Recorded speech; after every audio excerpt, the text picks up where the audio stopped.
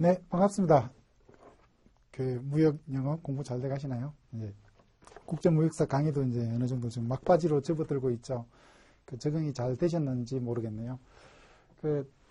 무역 영어가 쉬운 문제도 많이 나오고 좀 어려운 그런 부분들이기도 한데, 근데 제가 강의할 수 있는 강의 시수는 그렇게 많지가 않습니다. 왜 제가 강의하는 강의 시수가 그렇게 많지 않냐라고 얘기하면, 이게 국제무역사가 여러분들이 잘 알다시피 영어 시험이 국제무역사에 나오는 무역 영어는 영어 시험이 아니고 무역 실무적인 지식, 무역 계약이라든지 그죠? 그다음에 무역 결제라든지 이런 부분들을 여러분들이 잘 숙지를 하고 있는 경우에는 영어 문제라기보다도 그 내용들을 얼마나 잘하고 있느냐 그걸 갖다가 물어보는 것들이고, 그리고 당장 여러분들이 점수화시켜서 점수가 이렇게 쑥쑥쑥 빠른 시간 안에 올리기 위해서는 영어 실력을 향상시켜서 그걸 가능한 것이 아니라 무역 계약이라든지 무역 결제라든지 운송이라든지 보험 같은데 나와 있는 여러분들이 기본적인 지식이 탄탄해졌을 때 점수로 연결되는 게 아닌가라고 생각을 갖다 합니다. 그래서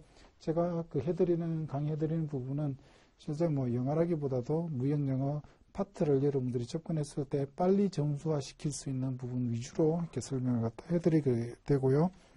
1장부터 3장이 무역 영어에서 많이 쓰이고 있는 어떤 관용적인 표현이라든지 패턴 내지는 문법적인 지식들도 많이 물어보는 거, 그죠? 그런 것들 위주로 이렇게 정리를 갖다 하는 그런 영어에 가까운, 그나마 영어의 실력을 물어보는 그런 내용들이었다라면 4장부터는 관련되어 있는 지식을 묻는, 무역 실무 지식을 묻는 그런 파트가 될 겁니다.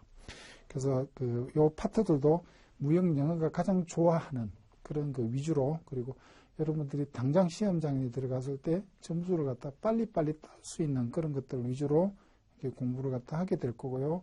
그런 것들만 잘 정리를 갖다 하더라도 최소 50점 정도는 딸 수 있는 그런 기반을 갖다가 제가 만들어 드리는 거고요. 그거 이외에 추가적으로 여러분들이 영어 실력이 뒷받침되었을 때 또 이렇게 점수를 딸 수 있는 그런 부분, 그리고 여러분들이 또 몰라서 찍었을 때 딸 수 있는 그런 부분, 그거 이외에 또 뒤에 보면 법 규정 같은 게 이제 영어로 물어보죠. 그런데 가장 좋은 법이 어떤 법이 가장 좋습니까? 여러분들의 건강한 상식과 건강한 믿음에 부합하는 법이 가장 좋은 법이잖아요. 안 그런가요?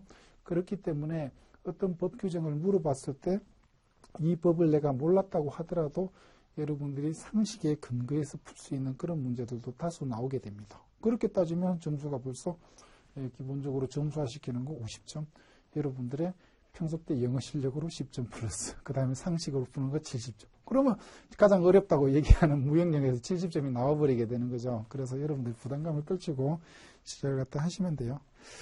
예, 그래서 항상 하는 파트 다룰 때마다 또 긴장되고, 사람이 바뀌면 또 긴장이 되고 그렇네요. 제가 관세사라는 자격증이 있죠. 관세사라는 자격증을 준비하고 있는 수험생들을 위해서 1차에서는 무역 영어를 강의를 하고 2차에서는 무역 실무를 강의를 하는데, 수강생이 바뀔 때마다 얼굴이 바뀌게 되면, 앞에 앉아 있으신 분들이 바뀌게 되면 이렇게 떨리더라고요. 그래서 파트가 바뀌게 되면 이렇게 떨립니다. 항상 첫날인 것처럼 이렇게 떨리고 긴장되는데, 그런 것들이 이렇게 항상 떨리고 긴장되면 그게 좀 사람이 살아가는 게 약간 좀 풍부해지고 좋아지는 것 같아요. 매너리즘에 빠져 있는 것보다.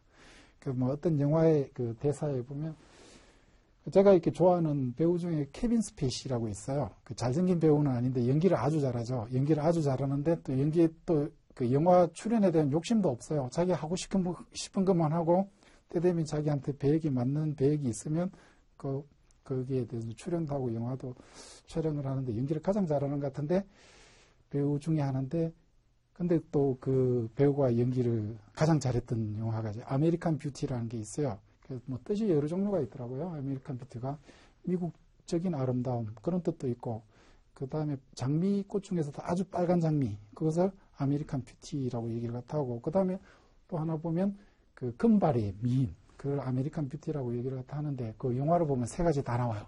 세 가지 다 나오는데, 그 영화 시작하는 부분에 케빈 스페이시가 Today is the first day of the rest of my life. 뭐 이런 그 대사를 갖다 얘기를 해요. 영화 도입 부분에. 그래서 오늘이 첫날이긴 첫날인데 남아있는 내 인생이 첫날이다. 이런 얘기를 갖다 해요. 그래서 얼마나 긴장되고 설레고 그런 날이겠습니까? 그죠? 그래서 여러분들이 오늘 공부하는 이 시점에도 오늘이 남아있는 내 인생이 첫날이야. 라고 얘기를 갖다 하는데 TV 보니까 또 그 말을 본떠서 나이 좀 지긋하게 들으신 연예인분들이 이런 얘기를 갖다 했던 것 같아요. 오늘이 남아있는 내 인생의 가장 젊은 날이야 라고 얘기를 갖다 하는데 나도 그쪽으로 조금 가는 것 같아가지고 뜨끔하고 뭐 그랬던 적도 있어요. 예. 뭐 저기 여담으로 얘기를 갖다 했고요.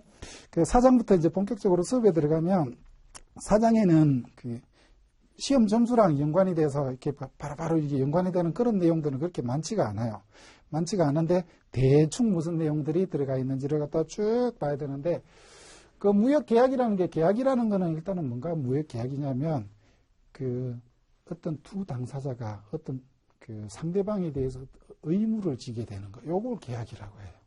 어떤 의무를 지게 되는 거. 그런데 무역계약 같은 경우에는 두 당사자, 한 당사자는 물건을 갖다가 이렇게 상대방에게 인도해주고 소유권을 넘겨주는 의무를 부담하는 거고, 다른 당사자가 거기에 대한 대금 지급을 부담하는 그런 계약이 무역계약에 해당되겠다. 이런 얘기인데, 그런데 이제 무역계약이 성립되게 되면 무역계약의 성립요건으로 많은 성립요건으로는 청약과 승낙이라는 게 있어요. 청약과 승낙은 뒷부분 가가지고 여러분들이 뭐 어느 정도 알아서 지금 아시는 분들도 있겠지만 청약과 승낙에 의해서 계약이 성립되게 되는데, 그런데 이게 청약과 승낙이 한 번의 청약과 한 번의 승낙으로 무역계약이 성립이 되지가 않죠. 그죠? 그래서 그 4장에서 다루고 있는 부분은 실제로 청약이 되기 직전, 전 단계를 갖다가 이렇게 먼저 이렇게 보시고 뒷부분 보면 청약과 승낙이라는 내용을 또 5장부터 이렇게 살펴보게 될 거예요. 그래서 청약을 갖다 하게 되면 청약이라는 것 자체가 계약을 성립시키고자 하는 의사인데 누구한테 청약을 갖다 해야 될지, 어느 나라에다 청약을 갖다 해야 될지 여기 사전 준비 작업이 필요하잖아요. 그런 내용들이 4장에 주로 쭉 나와 있어요. 4장에 주로 쭉 나와 있는 거는 어떻게 보면 이건 좀 추상적이고 모호하고 이런 부분들인데, 여러분들이 출제자라고 생각 같았을 때 추상적으로 모호한 부분을 출제를 갖다 하겠느냐, 아니면 답이 정확하게 나오는, 명확하게 나오는 부분을 출제하겠냐라고 여러분들한테 물어봤을 때 답은 정해져 있는 거죠. 그래서 4장 쪽에서 약간 모호하고 추상적이고 또 주관적일 수도 있고 창의적일 수도 있고 이런 부분들은 문제로서는 그렇게 많이 나오지 않는 그런 영역이다라고 생각하셔도 무방합니다. 근데 이제 어떤 내용들이 들어가 있는지를 쭉 하나씩 뒤져보면 해외 시장 조사죠. 그래서 우리 물건이 있어요. 우리 물건이 있으면 어느 나라에 잘 팔릴 것인가를 먼저 조사를 갖다 하는 겁니다. 그래서 예전에 신발 회사에서 두 사람을 갖다가 딱 아프리카에다가 시장 조사를 보냈더니만 한쪽에서는 신발 하나도 안 팔려요. 그 나라 사람은 신발 안 신어요. 한 사람은 신발 겁나게 잘 팔려요. 그 나라에 신발 신는 사람이 없어 신발 신기면 엄청나게 잘 풀릴 거예요. 이런 것들이 말하자면 시장 조사다 이 말이에요. 그죠? 그래서 시장 조사를 갖다 하는 방법들은 여러 가지 방법들이 있어요. 방법들이 있는데 가장 간단하게 전혀 모르겠다라고 얘기를 갖다면 가서 보고, 아니면 우리나라 회사에 먼저 진출해 있는 회사 사람들한테 얘기를 들어볼 수도 있고, 아니면 이제 코트라라든지 이런 무역 유관기관을 통해서 이렇게 해외 시장 조사를 갖다 진행을 할 수가 있습니다. 근데 저 같은 경우에는 코트라를 통해서 이렇게 한번 해보고 그런 적도 좀 있는데, 근데 이제, 그런 것보다는 직접 가서 이게 해보는 것이 오히려 효율적일 수도 있고, 근데 그때 이제 케이스 바이 케이스로 이렇게 다른 것 같아요. 그죠? 자, 그 다음에 2번 보니까는 국제무역거래 관련 위험이라는 게 나와 있죠. 위험이 다양하죠. 국내 거래보다는 다양할 겁니다. 사람들의 생각도 틀리고, 문화도 틀리고, 지리적으로도 멀고요. 그 다음에 그 나라의 국내 사정도 다를 수도 있고요. 사람들의 기호, 이런 것들도 다 다를 수가 있어요. 그래서 관련 위험을 살펴보니까, 밑에 보니까 language and culture, 그 다음에 legal issue, 법률적인 쟁점들, 그 다음에 exchange and currency risk라고 되어 있는데, 환율, 그 다음에 finance, 금융, 그 다음에 나와 있는 credit risk, 요게 우리 무역실무에서 무역령에서 가장 중요하게 다루고 있는 것이 신용위험이다 이 말이에요. 그 신용위험은 뭐죠? 물건을 보냈음에도 불구하고 대금을 지급받지 못할 그런 위험이 신용위험이죠. 그래서 이 신용위험 때문에 뭘 잘해야 돼? 신용조사를 아주 잘해야 돼요. 예, 그런 내용들. 그래서 뒤에 보면 신용조사가 뒤에 나오게 되겠죠. 그 다음에 트랜스포트 리스크라고 되어 있는데, 트랜스포트 리스크는 그 운송하다가 중간에 이렇게 그 배송사고가 날 수 있는 그런 위험이죠. 요 트랜스포트 리스크 때문에 무엇에 가입하게 되는, 보험에 가입하게 된다. 이렇게 가는 거고요. 그 다음에 릴리전, 종교, 그 다음에 커머셜 프랙티스, 상관습, 이런 것들이 다르다. 이런 얘기죠. 그 다음에 시장조사, 예, 시장에 대해서 이제 상대방, 전반적인 걸 조사하는 건데, 이런 것들은 책에 있는 내용들을 보고 여러분들이 암기하시는 그런 내용들이 아니고요. 상식적으로 생각을 타시고 쭉쭉쭉 읽어보시면 그런 된다 이 말이에요. 그 다음에 이제 거래처 선정이라고 돼 있죠. 거래처는 어떻게 선정할까? 선정하는 방법은 예, 다양한 방법들이 있는데요. 국내 무역 관련 유관기관이 기타, 한국무역협회, 그 다음에 코트라, 예, 무역투자진흥공사 이런 것들이 있고요. 그 다음에 상공회의소, 체인버 오브 커머스라는 것도 있고, 무역거래 알선 사이트, 해외 광고, 사절단 및 전시회 참가. 그 사절단 및 전시회 참고 이런 것들은 그 잘 찾아보면 국가에서 그 국비로 지원도 많이 해주고 그렇기 때문에 이런 것들을 잘 이용하면 좋습니다. 그 다음에 해외 출장을 통한 직접 방문 이런 것들인데 암기하시는 부분 아니죠. 보면은 뻔한 내용들입니다. 자, 그 다음에 저기 5번에 나와 있는 거래제의라는 프로포절이라고 돼 있죠, 그죠? 프로포즈 하면은 예, 제안하는 거 그런 것들이 프로포즈가 되겠죠, 그죠? 그래서 제안할 때는 어떻게 해요? 당신은 어떻게 알았어요? 라고 제안할 때 불쑥 나타나가지고 장미꽃 주면서 우리 사귀읍시다 이런 거 아니잖아요. 어떻게 당신을 알게 됐는데 어떻게 하고 저는 누구고요? 이렇게 가는 거잖아요. 거기에 비춰봤을 때 상대방을 알게 된 경로, 직업상품과 영업정보를 포함한 자기소개, 그 다음에 거래조건과 직업조건, 신용조회처, 거래처 권유 이런 내용들이 쭉 나와 있어요. 여기에 나와 있는 신용조회처가 뭐지요? 자기를 갖다가 설명해서 내가 물건 팔겠습니다. 나지는 내가 물건을 사겠습니다. 얘기를 갖다 할 때는 내가 너한테 뭐 믿고 물건 주겠니? 라고 얘기를 갖다 할 수가 있겠죠. 그러면 저에 대해서 못 믿겠으면 여기에서 한번 알아보세요. 라고 하는 그런 것들을 갖다 뭐라고요? 신용조회처라고 얘기를 갖다 하죠. 그래서 그때 보통은 이런 신용조회처는 어떤 그 거래자의 거래은행 이런 데가 신용조회처가 되는 것이 많습니다. 자, 그 다음에 그 신용조사가 크레딧 인쿼리죠. 크레딧 인쿼리는 국제적인 신용조사 기관이라든지 아니면 유력한 은행에게 은행을 통해서 신용조사를 갖다 하게 되는 거예요. 그래서 저쪽 당사자가 거래 상대방이 얼마나 믿을 만한가 이걸 갖다 볼 때 신용조사를 갖다 하는 거죠. 그래서 신용조사를 갖다 해야 되는 것은 3C가 가장 중요합니다. 캐릭터, 캐피털, 커패시티 세 가지가 있어요. 그죠? 캐릭터는 요 사람이 그러니까 평소 때 성향이라 이 말이죠. 그래서 이 사람이 얼마만큼 열의를 가지고 자기의 의무를 이행을 갖다 하려고 하는 것인가를 갖다가 보는 것이 캐릭터라 이 말이에요. 그래서 캐릭터라고 관련되는 것을 갖다 보려 보니까 거래 상대방의 reputation, 평판이라는 얘기고, 그 다음에 두 번째 쭉 나오는 게 willingness to meet liability라고 돼 있죠. 그죠? 뭐라고 돼 있어요? 채무 변제의 이행 의지라는 게 나와 있고, 그 다음에 attitude to business, 계약 이행에 대한 태도, 이런 거죠. 그래서 한마디로 얘기를 갖다 하면 얼마나 열성적으로 이 사람이 계약을 갖다 이행을 갖다 하게 되는가, 얼마나 착한 놈인가, 이렇게 접근을 하는 것이 캐릭터고요. 그 다음에 캐피털이에요. 저 친구가 얼마만큼 돈을 많이 가지고 있느냐, 이렇게 보는 것이 캐피털이고요. 그 다음에 커패시티는 그 돈이 없더라도 아주 비즈니스를 하는 그런 수완이 뛰어나다, 이런 것을 커패시티라고 얘기를 갖다 합니다. 그 커패시티로 보니까는 턴오버, 매출액, 그 다음에 커리어, 그 다음에 영업 능력, 비즈니스 어빌리티, 이런 내용들이 뭡니까? 신용조사의 내용이 되는 거고, 요 세 가지를 기본으로 하고 짜투리로 나올 수 있는 게 컨디션, 거래 조건이고요. 그 다음에 컬러럴, 담보 능력, 담보, 이런 뜻도 있고요. 그 다음에 커런시, 컨트리, 이런 것들이 쭉 나와 있는데, 그 다음 중 3C에 들어가지 않는 것은 사지선다 이게 들어가면 3C에 들어가는 캐릭터, 캐피털, 커패시티, 이렇게 되어 있고, 나머지는 5C로 하는 경우에는 추가적으로 되는 게 또 있고 7C로 추가되는 게 있는데 의견이 분분히 달라요. 그러니까 의견이 통일되어 있는 부분 어디까지 통일이 되어 있죠? 3C까지 의견이 통일이 돼요. 3C 뭡니까? 캐릭터, 캐피털, 커패시티 세 가지는 암기해 두시고요. 그 다음에 인퀴리, 보니까는 누군가가 이제 그 거래 권유장을 갖다가 촥촥촥 보냈는데 거래 권유장을 보니까는 마음에 드는 물건이 있을 수가 있어요. 그런데 구체적인 조건에 대해서 알고 싶겠죠. 그래서 구체적인 조건에 대해서 좀 더 구체적으로 정보를 주세요라고 얘기하는 게 인쿼리예요. 인쿼리. 그래서 그게 조회인데 아까 그 조회하기 전에 앞으로 쭉 돌아가 보니까는 뭐가 그랬죠. 이제 비즈니스 프로포절이라고 돼 있죠. 비즈니스 프로포절에 들어가는 내용들은 거래에 대한 조건이 명확하게 제시가 되어 있지 않는 경우가 많죠. 명확하게 거래에 대한 조건이 명확하게 지시가 되고 상대방이 특정이 되게 되면 그게 나중에 보면 청약에 해당되는데 거래 제의는 청약의 요건을 갖추지 못한 경우로 두리뭉실하게 거래 제의가 들어가게 돼 있어요. 그렇기 때문에 두리뭉실한 거에 대해서 좀 더 알고 싶어요 얘기를 갖다 하면 인쿼리, 조회를 갖다 하면 조회가 딱 들어가게 했을 때 상대방이 나한테 물건에 내가 파는 쪽이에요. 상대방이 나한테 조회가 들어왔을 때 내가 물건을 팔겠다라고 청약을 빡 때릴 수도 있고 뭡니까?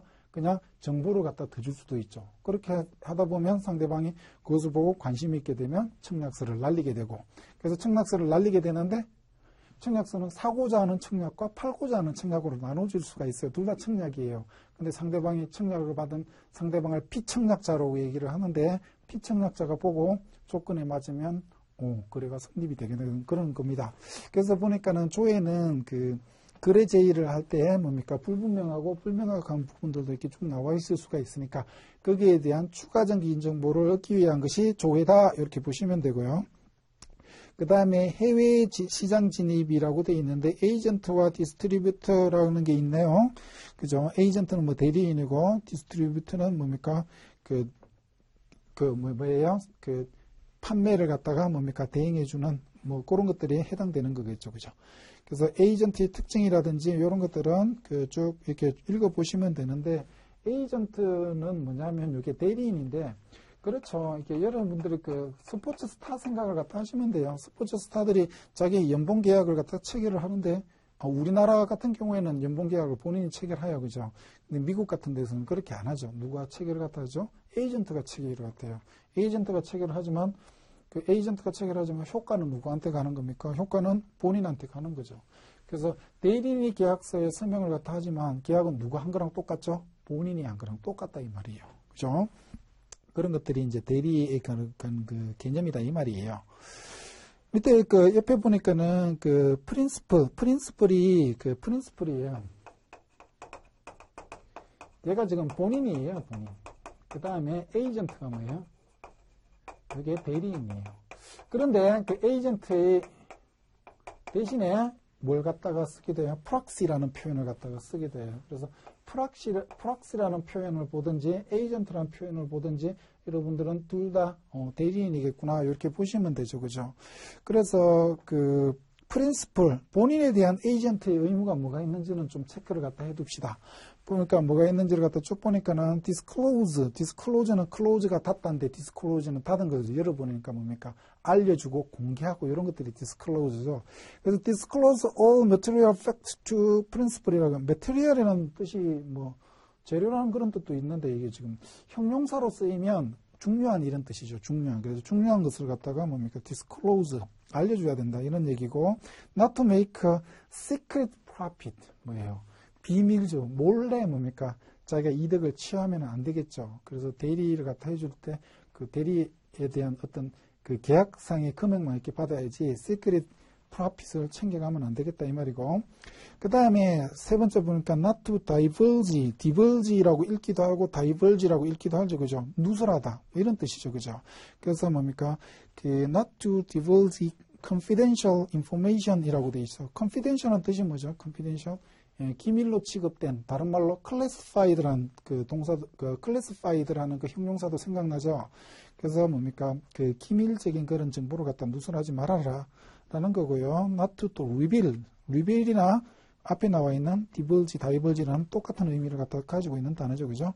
자, principles, 노하우를 갖다가 공개를 하지 마라 이런 것들이다. 요거 체크를 갖다 해주시고 그 다음에 joint venture 라이센싱 앤드 프랜차이징 요것들은 뭔지만 이렇게 조금 보시면 돼요. 그죠? 그래서 조인트 벤처는 합작 투자다 이렇게 보시면 되고 합작 투자에 깊숙한 내용 안 물어봅니다. 그런 거 안 물어봐요. 그러니까는 깊이 있는 내용을 이해를 하실 필요는 없어요. 그 다음에 라이센스 프랜차이징이라고 되어 있죠. 그 어떤 권리를 갖다가 주는 거, 프랜차이즈를 내주는 거, 여기에 라이센스 프랜차이징인데 쭉 읽어보세요. 읽어보시면 대충만 알고 계셔도 답 찾는 데는 아무런 하등의 지장이 없는 그런 내용들입니다. 자, 그래서 그렇게 해서 저기 4장을 정리를 갖다 하고요. 이제 5장으로 들어가게 되면 무역계약의 성립과 이행이 5장인데 5장으로 이렇게 무역계약의 성립과 이행 5장으로 들어가면 여기서부터는 이제 여러분들이 그 문제로 직결돼서 나오는 문제가 굉장히 많다 이 말이에요. 여기 있는 내용들을 여러분들이 잘 챙겨 두시면 문제와 직결되는 내용들이 막 수두룩 빽빽하다 이 말이에요. 속된 말로 수두룩 빽빽하니까 여기 있는 내용들은 좀 콤팩트하게 잘 챙겨 주셔야 된다. 이렇게 보는데 자, 1번부터 차근차근 설명드릴게요. 무역계약의 정의라고 되어 있는데요. 영국 물품매매법. 이거 난데없이 영국 물품매매법이 튀어나왔어요. 무역계약인데요. 영국 물품매매법. 예, 당연히 굉장히 중요했죠. 왜요? 예전에 영국이 어떤 호칭이 따라붙었냐면 해가 지지 않는 나라였어요. 왜 그러냐면 전 세계 영토의 4분의 1이 영국의 식민지였다 이 말이에요. 그래서 영국과 영국의 식민지 간에 거래에서 적용됐던 법은 어느 나라의 법이 적용됐어요? 영국 법이 적용됐다 이 말이에요. 그래서 또 뭡니까? 영국이 영국 이외의 나라의 나라와 거래를 갖다 했을 때도 뭡니까? 영국 법이 뭡니까? 워낙 도미넌트, 워낙 지배적인 법이었기 때문에 영국 법이 적용될 가능성이 상당히 높았다 이 말입니다. 그런데 영국 법을 연구를 갖다 해야 되는 가치라고 해야 되나? 영국 법을 연구를 해야 되는 그런 필요성 이런 것들은 획기적으로 줄어들었습니다. 획기적으로 확 줄어들었죠. 그 이유는 비엔나 협약이 발효되었기 때문이고 우리나라를 비롯한 많은 나라가 비엔나 협약에 가입국이 되어버렸다는 얘기죠. 그 다음에 비엔나 협약의 가입국이 아니더라도 당사자들이 국제매매거래에서 비엔나 협약의 적용을 받겠어요 라고 합의를 하게 되면 비엔나 협약이 적용이 되게 됩니다. 그런데 물품매매법에 비엔나 협약이 발효되었음에도 불구하고 물품매매법상의 정의가 쓰였다 이 말이에요. 이건 왜 그러냐면 비엔나 협약은 많은 나라의 가입을 유도하기 위해서 비엔나 협약에서 규정을 두지 않은 그런 영역들이 상당히 많아요. 그 중에 하나가 여기서 나와 있는 국제 물품 무역 계약이 뭔지 이런 개념 자체도 안 나와 있어요. 비엔나 협약에 그런 개념 규정을 해두고 있었다라 그러면 비엔나 협약의 내용이 여기 들어갔겠죠. 그죠? 그래서 비엔나 협약에서 규정하지 않는 그런 부분들이 가장 대표적인 게 소유권 이전에 관련된 그런 규정들이에요. 그래서 여러분들이 무역거래를 공부를 갖다 하시고 연구를 하실 때 일단은 비엔나 협약을 위주로 열심히 공부를 하시고 비엔나 협약에서 규율하지 않고 있는 그런 대상들에 대해서는 영국의 물품매매법을 보충해서 연구를 하는 것이 보통 일반적으로 그렇게 진행이 되고 있는 공부의 순서입니다. 그래서 국제 물품 매매도 다양하죠. 위험이 언제 이전되고 이런 그런 문제가 있고요. 소유권이 언제 이전되고 소유권을 어떻게 이전시키고 이런 문제들이 다양하게 나올 수가 있죠. 그 다음에 어땠을 때 계약 위반으로 봐주는 거고 계약 위반이 됐을 때 어떻게 당사자를 갖다 구제해 주는가 이런 문제들이 이렇게 다양하게 나올 수가 있죠. 이런 것들을 전체적으로 다 연구를 해야 되는데 비엔나 협약이 규정하지 않은 그런 공백이 되어 있는 그런 부분들은 영국의 물품매매법이라든지 우리나라의 민법이라든지 상법이라든지 이런 것을 공부를 하면서 이렇게 보충을 시켜나가는 그런 부분들입니다. 자, 그래서 영국의 물품매매법상의 무역계약이 뭐냐 하면 간단합니다. 누가 뭐 하기로 하고 누가 뭐 하기로 하는 것이 무역계약이다. 이겁니다. 그러면 매도인은 뭐 하기로 하고 물건을 인도하고 소유권을 이전하기로 하고 매수인은 뭐 하기로 하고 대금 지급을 하기로 하고 그게 답니다. 자, 밑에 설명을 갖다가 보니까 한번 영문도 읽어볼까요? Contract whereby the seller transfer or agree to transfer the property in goods to the buyer for a money consideration called price라고 되어 있어요. money consideration이라고 하는 금전적인 대가죠. consideration. consideration. consideration의 뜻이 뭐죠? 배려라는 뜻도 있나요? 고려라는 뜻도 있나요? 뭔가를 갖다 감안한다. 이럴 때 consideration이라는 단어를 갖다 쓰죠. 자, 그런데 여기서는 영미법에서는 이걸 갖다가 약인이라는 독특한 개념을 두고 있습니다. 영미법은 영국이나 미국이나 이쪽에서 법 전통을 불문법적인 법 전통을 갖고 있는 나라들을 영미법이라고 얘기를 했다고, 독일이라든지 일본이라든지 우리나라 같은 그런 법 전통을 가지고 있는 데는 대륙법이라고 얘기를 합니다. 그래서 영미법과 대륙법 두 가지로 크게 이제 나눠줍니다. 그 법 체계를 나눌 때. 자, 그런데 이제 약인이란 얘기는 이제 영미법에서 존재하는 건데요. 그 약인은 내가 뭔가를 줬을 때 상대방으로부터 받는 대가를 약인이라고 얘기를 합니다. 그러면 매도인으로부터 어떤 의무가 발생하죠? 물품을 인도할 의무가 발생하죠. 물품을 인도해 줬을 때 무엇을 갖다가 받습니까? 대금 지급을 받죠. 그래서 대금 지급 받는 그것을 뭡니까? 그 대금 그 자체가 뭡니까? 약인에 해당됩니다. 그럼 뒤집어 볼게요. 반대로 뒤집어 보면 매수인의 입장에서는 뭐가 약인이에요? 매수인의 입장에서는 내가 대금 지급했으니까 받는 물건 자체가 약인입니다. 되겠죠? 그래서 일단은 약인이 있는 건데, 일단은 기본적으로 매도인이 물건 주고 매수인이 대금 주고, 이것이 뭐예요? 이것이 국제 매매 계약이다. 뭐 이렇게 보시면 됩니다. 근데 이제 조금 한 발 더 들어가면, 약인은 계약은 계약 자체가 뒤에 보시면은 일단은 분료식 계약이에요.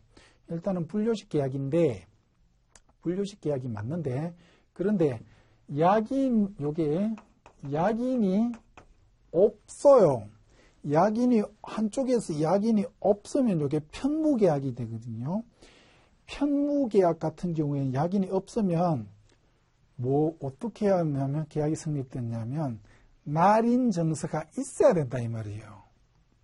날인 정서가 있어야 된다는 얘기는 뭐냐면 요식 계약이 된단 말이에요.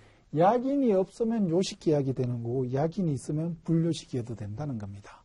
영미법상에서는 그런 성격을 가지고 있어요. 그런데 일단은 매매 계약이라는 건 양쪽 당사자들에게 다 약인이 존재하죠. 그래서 분료식 계약에 해당된다. 이렇게 정리를 갖다 하시면 될까요? 자, 무역계약의 법적 성격이 보니까는 첫 번째 낙선계약, 두 번째 쌍무계약, 세 번째 유상계약, 네 번째 분료식 계약. 예, 들어가 있는 깊이 있는 설명을 갖다 안 드릴게요. 그냥 깊이 있게 들어가는 내용까지 안 물어봐요. 그래서 설명 안 드릴게요. 안 드리는데 여러분들이 보실 때는 낙선계약이다, 쌍무계약이다, 유상계약이다, 분료식 계약이다. 이 정도는 머릿속에 들어가 있어야 돼요. 낙선계약은 간단하게는 설명드릴게요. 청약과 성낙만으로 계약이 성립하는 것이 낙선계약이다. 추가적인 행위가 필요 없다. 반대되는 그 개념으로 요물계약인데, 요물계약의 대표적인 게 현상공모 같은 것들이 있더라. 정도만 체크를 갖다 해두시고요. 그 다음에 쌍무계약이요. 양쪽 다 의무를 갖다가 부담하는 거. 매도인은 물품 인도, 매수인은 대금 지급. 됐죠? 쌍무계약이요. 유상계약, 서로 대가가 필요한 거죠. 예, 물품의 인도와 대금 지급이라는 대가가 있죠. 그 다음에 분료식 계약이죠. 예, 약인이 존재하는 뭡니까? 분료식 계약이죠. 그죠? 근데 약인이 없으면 뭡니까? 날인증서를 필요하죠. 그게 어느 나라 법이죠? 영미법이야. 우리나라 법 같은 경우는 그런 개념조차 존재하지 않습니다. 약인이라는 개념조차. 됐죠? 그래서 일단 여러분들의 머릿속에는 낙선, 쌍무, 유상, 분료식 이 정도는 머릿속에 딱 정리를 갖다 해두시는데, 읽어보시다 보면 압니다. 뒤로 페이지 넘기는 보니까 국제물품 매매계약에 관한 유엔협약이에요. 자, 그래서 보니까는 뭐라고 돼 있냐면 United Nations Convention on Contract for International Sale of Goods라고 돼 있죠. 이게 컨벤션이라는 게 되죠. 컨벤션. 자, 컨벤션 이렇게 들어가면 여기 국제협약인 경우가 많아요. 자, 국제협약 같은 경우에는 어떻게 효력이 발생하다 하나요? 저게 무엇을 전제적으로 효력이 발생하나요? 많은 나라들이 뭡니까? 가입을 하게 되면 여기 컨벤션이 되는 거예요. 가입을 하게 되면. 가입을 해서 뭡니까? 효력을 발생시키는 것이 컨벤션입니다. 컨벤션. 그런데 이제 여러분들이 알고 있는 인코텀즈라든지 아니면 UCP, 요걸 이제 어떤 좀 사람들은 요 세 가지를 국제무역의 3대 협약이라고 얘기를 갖다 하는데, 협약은 얘네들은 협약이 아니고 그냥 규칙이에요. 규칙. 컨벤션 같은 경우에는 어떻게 효력이 발생한다고요? 예, 특정한 뭡니까? 국가들이 가입을 갖다 하게 되면 그 국가의 국민들한테는 뭡니까? 국민들이 적용받지 않겠다라는 의사만 없으면 당연하게 적용되는 게 협약이라고 보시면 돼요. 기본적인 느낌은. 그래서 국가가 가입하면 국민이 뭡니까? 특별하게 적용 안 받아요. 이런 의사표시 안 하면 그냥 당연하게 적용되는 건데, 인코텀즈든지 UCP는 국가들의 가입 절차가 필요가 없습니다. 우리나라가 뭐 인코텀즈 2010에 뭐 10번째 가입국이다 이런 말이 존재가 하지 않습니다. 우리나라가 UCP의 가입국이다 이런 말이 존재가 하지 않습니다. 이런 것들은 그냥 국제규칙인 룰에 해당되는 겁니다. 룰. 그러면 국제규칙의 룰 요것들은 어떻게 그럼 적용되느냐. 얘네들은 국가가 가입하면 국민들한테는 당연히 적용되는 그런 느낌. 얘네들은요 국가가 가입할 필요가 없어요. 그럼 얘네들은 어떨 때 적용되죠? 당사자들이 요구에 적용을 받겠습니다라고 계약서에 딱 집어넣게 되는 겁니다. 그때 뭡니까? 효력을 발생하는 것이 인코텀즈나 UCP다. 이렇게 보시는 거예요. 그래서 국제 물품 매매에 관한 유엔 협약이라고 되어 있는데 컨벤션이라는 용어가 붙었어요. 컨벤션의 용어 가입을 갖다 하게 되죠. 가입을 하게 되면 당사자들이 뭡니까? 적용받지 않겠습니다라는 적용 배제가 없으면 적용이 되는 것이다. 라고 보는 겁니다. 자, 라고 보는 건데 앞에 보니까 컨벤션 앞에 컨벤션 뒤에 뭐가 따라 붙냐면 유나이티드 네이션스 컨벤션 on 다음에 on은 뭔가 좀 심층적이고 뭔가 좀 그 전문적이고 이런 거 앞에 뭡니까? about 대신에 쓰는 전치사잖아요. on contract for international sale of good 이라고 되어 있죠. 그죠? 그러니까 contract 계약이죠. 그죠? for international sales of good이에요. 그러면 international이라고 되어 있으니까 international sale이라고 되어 있으니까 뭐예요? 국제 매매라는 얘기예요. 그러면 국내 매매에서는 적용이 돼요, 안 돼요? 안 돼요. 그래서 물품 매매다, 그 다음에 국제 매매다, 여기에 들어가는 것이 유엔 협약이다라고 보시면 돼요. 그래서 국제거래 내지는 국제거래 내지는 물품이다를 기본적으로 여러분들이 머릿속에 넣어두시고 4번에 나와 있는 적용 대상과 5번에 나와 있는 적용 대상이 아닌 매매로 가셔야 됩니다. 그런데 이 컨벤션은 제가 좀 전에 설명드렸다시피 국가 간에 무엇이 필요하다 그랬어요? 가입 절차가 필요하다고 얘기를 갖다 했어요. 그러면 이게 A부터 C, D 해가지고 결국은 Z까지 나왔을 때 Z, G라고 하긴 Z인데 이제 Z까지 이렇게 쭉 모든 아주 다양한 영역에 대해서 법들이 규정을 두어야 될 겁니다.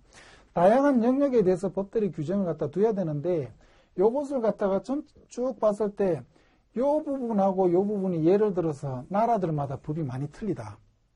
요 부분하고 요 부분 나라들마다 법이 많이 틀리고 요 부분은 많이 틀리지 않다라고 볼 수도 있죠.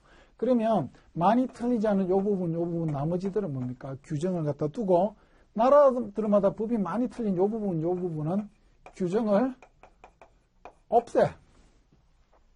그래야만 많은 나라들이 가입을 한다 이 말이에요. 가입 절차가 필요한 협약 같은 경우에는. 그래서 이게 차이가 많은 나라 이런 부분들이 대표적인 게 뭐냐면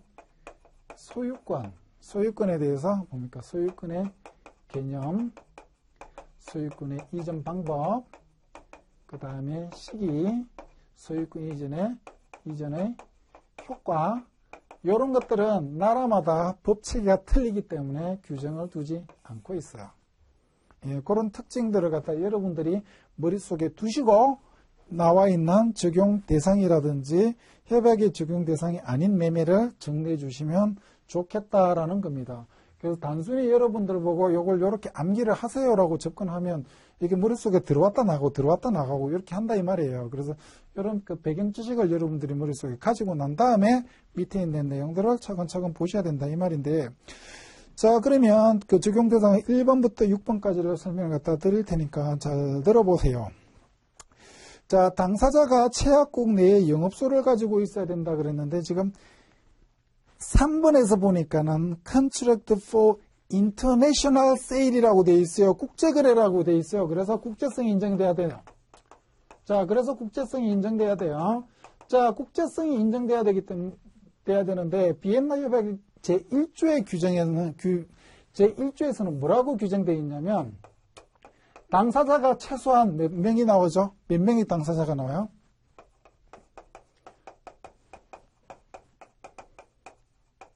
네, 최약국 내 영업소. 예, 최약국 내에 영업소를 갖다가 두고 있으라 라고 얘기를 갖다요. 그래서 두 당사자가 최약국 내에 영업소를, A라는 당사자도 최약국에 영업소를 두고 있어야 되고 B라는 당사자도 최약국에 영업소를 갖다가 둬야 돼요. 그런데 여러분들이 체크할 교재에는 안 나와 있죠. 자, 영업소 국적은 관계가 있나요, 없나요? 국적은 불문해요. 자, 국적은 불문해요. 아프리카의 어떤 특정한 나라가 비엔나 협약의 가입국은 아닌데, 가입국은 아니에요. 그런데 아프리카의 특정한 나라의 국민이 비엔나 협약의 가입국에 가서 영업 활동을 갖다 한다고 보세요. 그럼 영업소를 가입국을 두고 있는 거예요. 그래서 국적은 불문하고요. 그 다음에 또 무엇을 갖다가요? 상인 여부 불문이에요. 이 사람이 장사꾼이냐 아니냐 요것은 따지지를 않는다 이 말이에요. 그래서 두 당사자가 최약국 내에 영업소를 두고 있을 때 비엔나 협약이 적용된다라는 얘기를 갖다 하고 있어요. 그래서 1번에서 얘기를 갖다 하는 게 당사자가 최약국 내에 영업소를 가지고 있어야 된다. 영업소가 없을 때는 뭡니까? 주소나 거소를 가져도 영업소로 인정을 갖다 해준다. 이런 내용이 나와 있습니다. 비엔나 협약 1조예요. 그 다음에 또 어떤 내용이 있냐면 국제사법이 뭡니까? 국제사법이 최약국의 법을 지정을 갖다 하게요. 법을 지정이라고 하는 것보다 선택한 경우라고 할게요. 자, 국제사법을 영어로는 국제사법이라는 게 이제 International Confliction Law라고 얘기를 갖다요. 법이 충돌이 있었을 때 어떤 법을 그 계약에 적용되는 중거법으로 볼 것인가를 갖다가 결정하는 기준을 갖고 있는 법이 국제사법이에요. 그러면 그 수많은 법들 중에서 어떤 법이 이 계약에 우선되는 법이다라고 이렇게 결정해주는 법, 그것을 갖다 뭐라고요? 국제사법이라고 얘기를 갖다 하는데, 그러면 다른 말로 얘기를 하면 이 국제사법은 뭐죠? 중거법을 선택하는 법을 국제사법이라고 얘기해요. 그래서 중거법을 선택하는 국제사법이 최약국의 법을 지정을 갖다 하게 되면 그때는 비엔나 협약이 적용된다. 이렇게 보시는 겁니다. 그것이 이제 국제성을 얘기를 갖다 하는 건데, 자, 예를 들어 볼게요. A라는 나라, 자, B라는 나라가 있습니다. 자, A라는 나라, B라는 나라가 있는데, A가 최약국입니다. B가 최약국입니다. 그러면 A의 영업소를 가지고 있는 A-, B의 영업소를 가지고 있는 B-라는 당사자가 있을 거 아니에요. 얘네들이 거래를 할 때 비엔나 협약은 뭡니까? 인정된다. 자, 그러면 A-와 B-가 거래를 할 때 비엔나 협약이 뭡니까? 적용이 되죠. 그런데 얘네들이 뭐 할 수가 있냐면 A-와 B-가 최약국에 영업소를 두고 있지만 우리 비엔나 협약에 적용을 받지 않겠습니다. 라고 얘기를 갖다 할 수가 있냐면 있습니다. 얘네들이 당사자 자치 원칙을 인정해서 비엔나 협약에 적용받지 않겠습니다. 라고 합의를 갖다 할 수도 있습니다. 자, 그거는 뒤에서 또 설명이 되어 있고요. 자, 그 다음에 A가 최약국이고요. 그 다음에 B 최약국이에요. B가. 자, A가 최약국이고 B 최약국이면 A-B'에 대해서 비엔나 협약에 당연하게 적용이 되느냐라고 얘기를 갖다 했을 때 당연하게 적용되지는 않습니다. 그러면 추가적으로 어떻게 적용이 되냐면 국제사법이 최약국의 법을 지정했을 경우 그때 적용이 된대요. 그러면 A와 B 사이에 뭡니까? A 나라의 법이 적용되든 B 나라의 법이 적용되든 둘 중에 하나의 법이 적용될 가능성이 높죠. 그죠? 둘 중 하나의 나라의 법이 적용될 가능성이 이렇게 높은데, 그런데 어떻게 요 A 나라의 법이 적용될지 B 나라의 법이 적용될지를 결정하는 법을 갖다 무슨 법이라고 얘기를 갖다 했어요? 국제사법이라고 얘기를 갖다 했어요. 그래서 국제사법이 A 나라의 법을 선택을 갖다 딱 했어요. 그렇게 되면은 어떻다는 얘기예요? 비엔나 협약이 적용이 되고요. B 나라의 법을 선택을 갖다 해봤어요. 그러면 비엔나 협약이 적용되지 않는다는 얘기입니다. 자, 그러면 국제사법은 중거법을 선택하는 그런 법이 국제사법인데, 국제사법은 기본적으로 당사자들이 중거법을 선택하는 것을 뭡니까? 인정을 해주는 것이 보통입니다. 안 해주는 경우도 있지만 인정을 해주는 것이 보통이고, 그 다음에 매도인과 매수인 간의 매매 계약에 한해서는 거의 대부분 나라에서 인정을 다 해준다라고 보시면 돼요.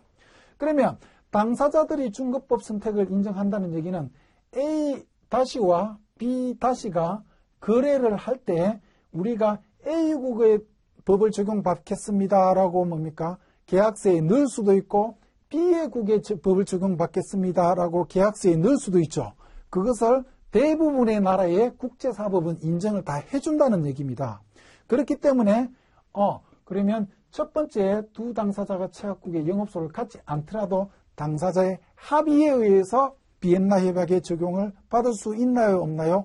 있지요. 알겠습니까? 그래서 그 두 당사자가 채약국에 영업소를 두지 않더라도 당사자의 합의를 봐서 비엔나 협약의 적용도 받을 수가 있다라고 볼 수 있는 게 이게 뭡니까? 국제성이 인정되는 그런 부분이다. 이렇게 보시는 겁니다. 자, 그래서 1번에 보니까는 당사자가 채약국 내 영업소를 가지고 있어야 된다는 설명을 들었고요. 그 다음에 두 번째 보니까 국제 물품 거래가 아닌 국제 간의 거래에 하나여 뭡니까? 물품의 매매에만 적용이 되는 거예요. 국제 물품 매매에 관한 유엔 협약이니까는 어떤 것들은 제외가 되는 거예요. 뭐 서비스라든지 이런 것들은 제외가 된다. 이렇게 보시고. 그 다음에 3번에 보니까는 양 당사자 모두 비엔나 협약의 채약국이 아니거나 어느 일방만이 채약국일 경우에는 본 협약의 명시적인 중거법 적용 합의가 있어야 된다. 자, 명시적인 중거법 적용 합의를 갖다가 뭐라고 본다고요? 국제사법이 뭡니까? 인정을 해준다 그랬어요. 인정 안 해준다 그랬어요. 인정을 해준다 그랬어요. 그래서 중거법으로 당사자들이 적용받기로 합의를 하면 국제사법이 인정을 갖다 해주기 때문에 뭡니까? 비엔나 협약이 적용된다는 얘기예요. 그래서 제가 비엔나 협약의 조문에서 표현한 그런 내용하고 조문을 다르게 표현한 3번하고는 알고 보면 같은 내용이다라고 보시면 돼요. 그 다음에 4번에 보니까 양 당사자가 모두 채약일 경우에는 본 협약을 배제한다고 명시하지 않는 자동적으로 적용되죠. 그래서 두 나라가 다 채약국이면 자동적으로 적용되는데 당사자가 뭐 하는 것도 가능하다 그랬어요. 적용받지 않겠다라고 합의하는 것도 가능하다라고 얘기를 갖다 했어요. 됐죠? 자, 그 다음에 5번 보니까 양 당사자 모두 채약국이라 하더라도 합의에 따라서 본 협약을 배제할 수가 있죠. 있고요. 협약의 일부 조항을 달리 규정하거나 배제하여도 무방한 임의법규이다. 자, 이거 임의법규는 뭐죠? 예, 법규에는 두 가지가 있어요. 자, 강행규정이 있고요. 그 다음에요, 임의규정이 있어요. 자, 강행규정하고 임의규정하고 있냐면 매매를 갖다가 한번 볼게요. 매매 거래를 갖다가 했는데 매매의 대상의 목적물이 사람이었어요. 사람이 장기였어요. 가능한가요? 안 가능하죠. 대부분 불법이죠. 강행규정 위반입니다. 그래서 강행규정이라는 얘기는 뭐냐면 당사자의 의사에 의해서 뭡니까?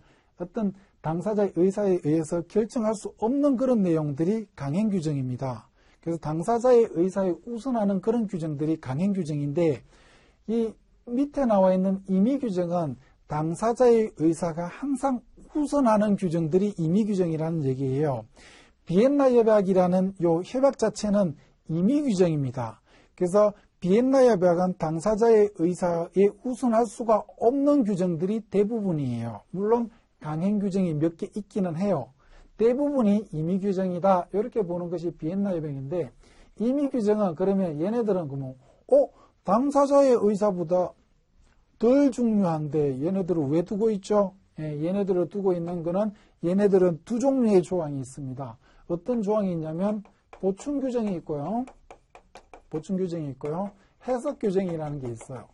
자, 보충규정하고 해석규정이 있는데 이 보충규정이라는 얘기는 당사자들이 국제 물품 매매 같은 경우에는 국내 거래에 비해서 국제 거래가 합의를 해야 될 내용들이 상당히 더 많다 이 말이에요. 멀리 떨어져 있다 이 말이죠.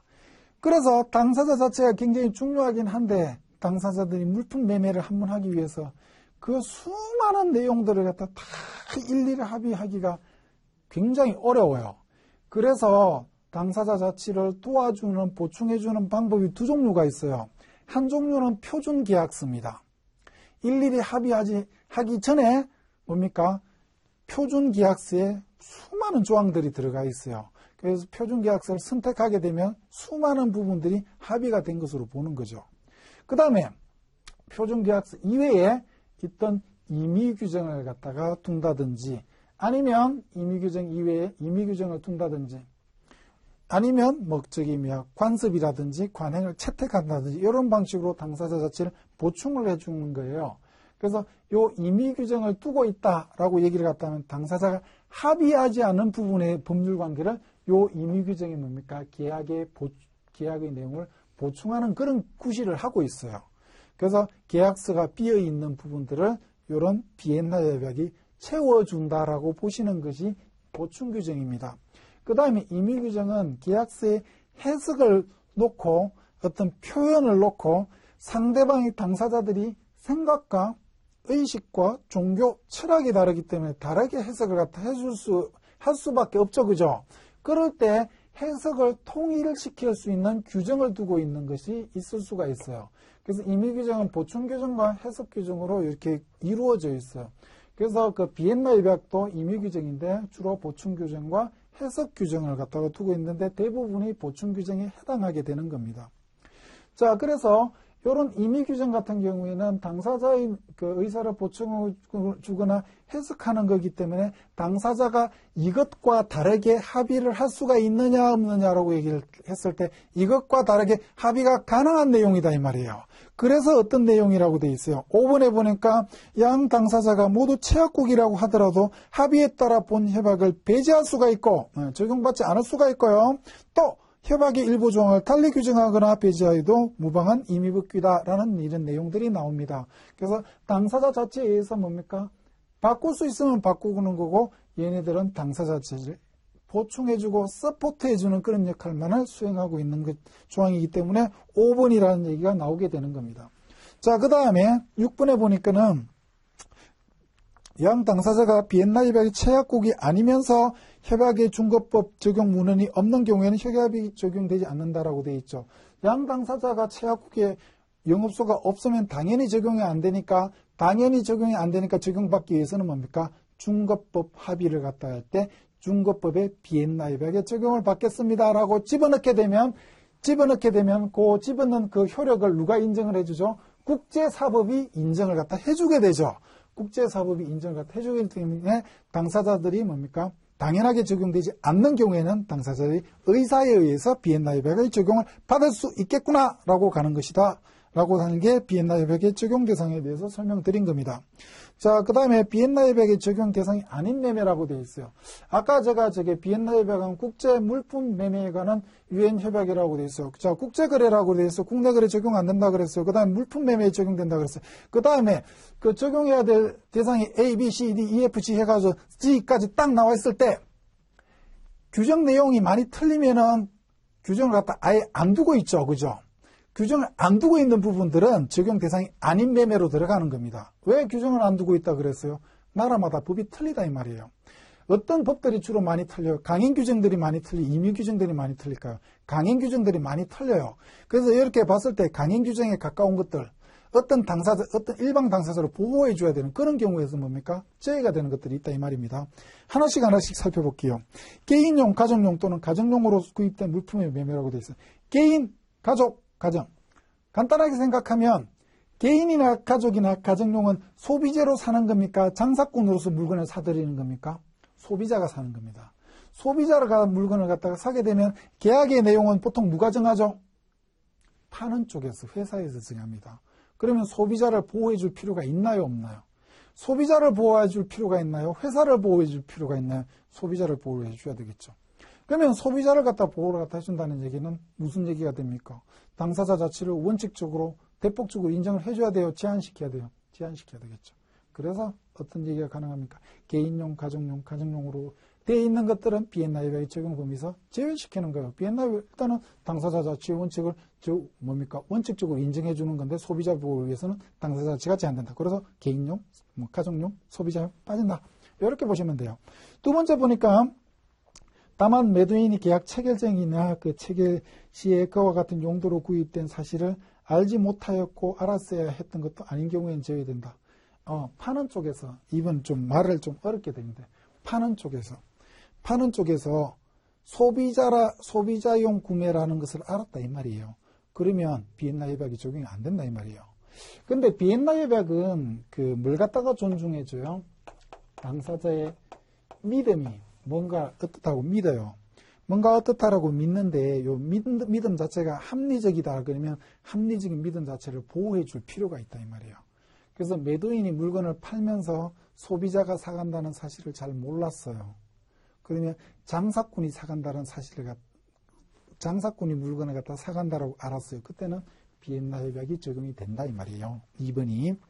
그래서 2번은 1번에 말하자면 1번에 대한 어떤 그 보조적인 규정이라고 보시면 되고, 그 다음에 3번, 4번, 5번, 6번은 6번, 7번은 나라마다 법이 틀렸다 이 말이에요. 그리고 강행 규정인 경우가 많다 이 말입니다. 그래서 경매라든지 강제집행이라든지 주식, 지분, 투자증권, 유통증권, 통화 이런 것들 있죠. 이런 것들은 빠지게 되겠죠. 그 다음에 선박, 소선, 부선, 항공기 이런 것들은 경우에 따라서는 이게 지금 물품이면 동산이에요, 부동산이에요? 동산이죠, 그죠?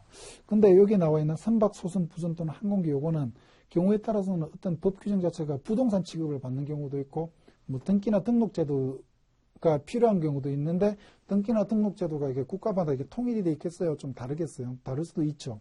그래서 이런 부분들이 빠진다 이렇게 보시고. 그 다음에 이제 전기, 나라마다 법이 이렇게 많이 틀리대요. 전기 같은 게. 그래서 빠지는 거고, 서비스나 용역, 당연히 빠지죠. 서비스나 용역 당연히 빠집니다. 왜 그래요? 국제 물품 매매니까 빠진다 이 말입니다.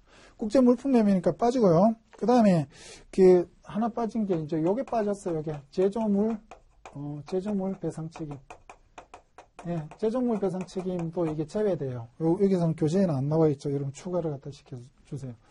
제조물 배상 책임은 물건을 제조한 자의 그 제품으로 인해서 사람이 뭡니까? 신체나 재산에 손해를 발생한 경우에 제조자가 뭡니까? 배상 책임을 지도록 하는 것이 제조물 배상 책임이죠.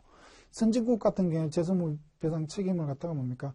좀 무겁게 지고 있고, 후진국은 지금 산업부터 발전시켜야 되는데, 그래서 보호를 갖다 잘 안 할, 책임을 갖다가 높게 두지를 않죠. 나라마다 법이 틀립니다. 그죠? 그래서 제조물 배상 책임에 대해서도 적용이 되지 않는다, 이런 얘기고. 그 다음에 그 규정을 갖다 소유권에 대한 명시적인 규정이 없죠. 왜 명시적인 규정이 없어요? 소유권에 대한 법리 자체가 많이 틀립니다. 잠깐만 언급하고 들어가면 소유권 이전의 원칙에 대해서 우리나라나 대륙법에서는 형식주의를 취하고 있습니다. 형식주의를 취하고 있다는 얘기는 소유권 이전의 의사에 추가하여 물건이 실제로 인도되어야 한다는 어떤 형식적인 요건을 갖다 필요로 하고 있는 그런 형식주의를 취하고 있고요. 영미법 같은 경우에는 의사주의를 취하고 있어요. 의사주의는 소유권 이전의 의사는 뭐예요? 소유권 이전의 의사만 있었을 때 소유권 이전한다는 얘기예요. 실제로 물건이 상대방에게 뭡니까? 인도되지 않더라도 소유권이 이전된다고 보는 것이 영미법의 의사주의입니다. 그래서 그걸 잠깐 말씀드리면, 그래서 그런 법적인 충돌 자체가 이렇게 많이 있어요. 그래서 소유권에 대해서 비엔나 협약 규정을 갖다가 이렇게 어느 한 축 편을 들어서 규정을 해버리면 다른 나라들이 이렇게 가입을 안 할 수가 있죠. 그래서 규정을 빼버렸어요. 그래서 소유권 이전에 관한 명시적인 규정은 없죠. 인코텀제에도 소유권 이전에 관한 명시적인 규정이 없다라고 되어 있어요. 그 다음에 7번 인코텀제 비엔나 협약의 상충 시 인코텀제가 우선한다라고 되어 있는데, 비엔나 협약이 무슨 규정이죠? 임의 규정이죠. 당사자의 의사가 있으면 당사자의 의사가 먼저 적용되고, 의사가 없는 부분을 보충해주고 해석해주는 게 비엔나 협약이라고 얘기를 갖다 했어요. 그죠? 그래서 인코텀제를 갖다 이렇게 채택하고자 하는 그런 의사가 당사자한테 있어요. 그럼 인코텀제 자체가 계약의 일부를 구성한다는 얘기예요. 계약의 일부를 구성한다는 얘기는 당사자의 의사에 해당된다는 얘기입니다. 당사자의 의사에 이렇게 해당되게 되면 그것이 뭡니까? 비엔나 협약에 우선하게 되죠. 그래서 인코텀제와 비엔나 협약의 상충 시에는 인코텀제가 우선한다라고 얘기를 갖다 할 수가 있습니다. 자, 그래서 뒤에 보니까는 매도인과 매수인의 의무가 8번에 나와 있는데요. 이 부분은 시간 관계상 잠시 쉬었다가 다시 하도록 하겠습니다.